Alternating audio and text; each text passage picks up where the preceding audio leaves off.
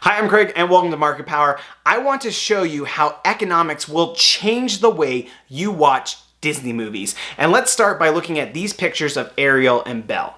There's an important difference between these two Disney princesses, and the difference is Pixar. Now, usually when we think about Pixar, we think about characters like Woody and Buzz and Cars and Ratatouille and just all these things.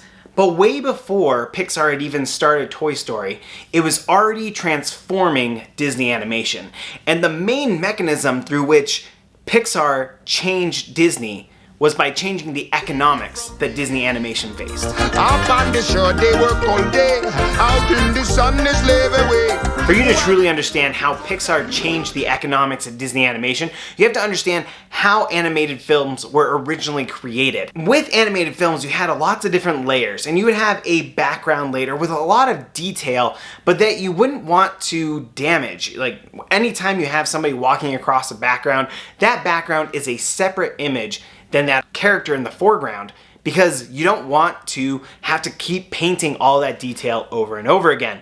But that character is being painted on large sheets of what are called cells. These are sheets that are a plastic material, they're celluloid, and you would paint this character onto those large sheets. And then you can change those out. You can see right through the sheets, you can see that background, and then you can change what's going on with that character without affecting the background. Now, the thing about these cells and creating these animated movies is that they're incredibly expensive. Like, we know that they're expensive because you can see how Disney tries to save on costs in some of their animated movies. Just recently with Disney Plus, I was watching The Sword and the Stone with my kids, and I noticed that at the beginning there's a scene where Merlin is cleaning up his house and packing it away.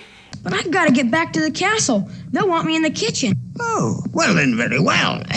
We'll pack and be on our way. And later on in the movie, there's a scene where he cleans the dishes. What a mess.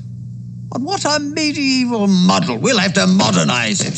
Start an assembly line system. And those two scenes use the exact same animation of Merlin doing magic on a stool.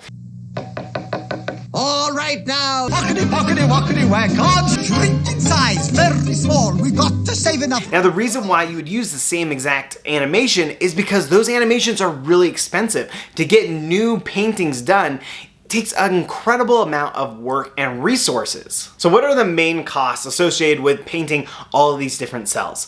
The most important cost is labor.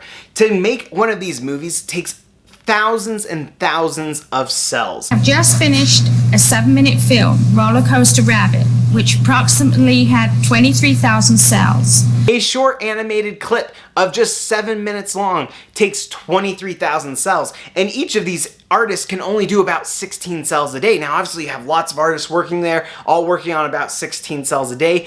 It can still take so long to complete. So labor is obviously a huge cost when you're making these animated films, and anything that increases your labor is going to add on to those costs, which is why we have these big concerns about colors. Roger was quite difficult. He had 14 colors. And you can easily understand why these colors would be expensive. You have to mix your own colors to get the exact color that you want for that animation. You have to make sure you mix more than what you need, so that way you don't run out in the middle and then create a new dye lot that's going to have a slightly different tint to it. So you're using a lot of resources to get those colors you need, and then every single color that you put is a little bit extra labor for those painters. And so you want to limit the number of colors so you don't have to induce more of that labor, which brings us back to The Sword and the Stone. Now that I see this, I realize that every character only has 3 or 4 colors associated with them. Which brings us back to Ariel and Belle. I told you earlier that the difference between these two princesses was Pixar. That's because Ariel and the Little Mermaid were the last Disney movies painted using this traditional method. And Belle in Beauty and the Beast was the first Disney princess painted with this digital painting technology. And I'm going to show you the difference it makes in these princesses and their portrayals. But first, let me explain what this technology is and how it changed the economics of Disney films. Pixar invented the computer animation production system, or CAPS for short. This was the first computer program that allowed animators to digitally paint their characters. The first Disney animated movie to use CAPS was Rescuers Down Under, but the first Disney princess movie to use it was Beauty and the Beast, and that's where Belle is painted for the first time using digital technology. By allowing animators to digitally paint their characters, Pixar drastically cut the labor needed to create an animated movie. So let's go ahead and look at the credits for Ariel in The Little Mermaid, and we can see how many people worked on the animation for The Little Mermaid. Let's start with the painters, because that's going to be the easiest for us to compare. It feels like these credits are scrolling forever, so let me just cut to the chase on this one. There are 34 painters. Now that's just the painters, not including animators and all these other positions. Now let's go look at Beauty and the Beast, which was done with this cap system.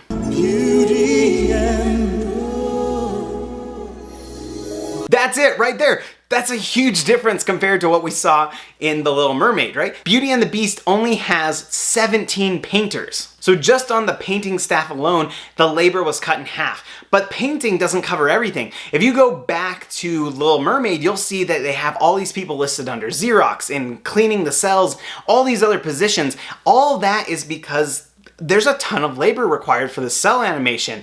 And you don't see any of that in Beauty and the Beast. That's all been eliminated because of CAPS. I can't believe it. I've never seen so many books in all my life.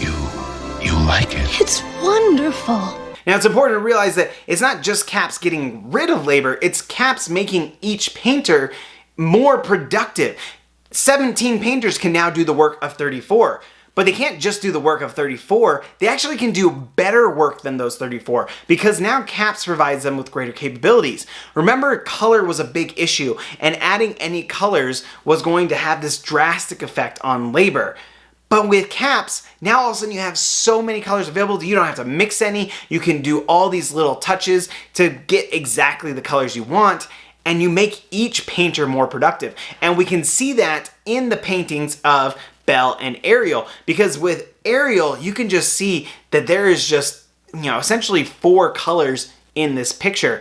And you can look at Belle, and even though it's hard to tell, there are a lot more pictures in here. You're seeing more shading, you're seeing rosy cheeks. Even in the lips, if you look at Ariel's lips, they're very flat. They're all one color.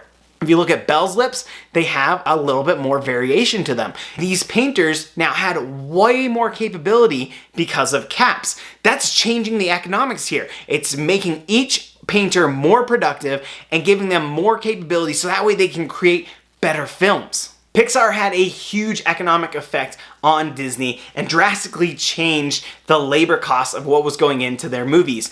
And they had another really interesting effect on the economics of Disney that I'm going to cover in the next video in this series on the economics of Pixar. So if you're interested in that, make sure you're keeping an eye open for my playlist right here. And also check out more of my videos because I've got more stuff on the economics of the world around us. Also be sure to subscribe, and we will see you next time on Market Power.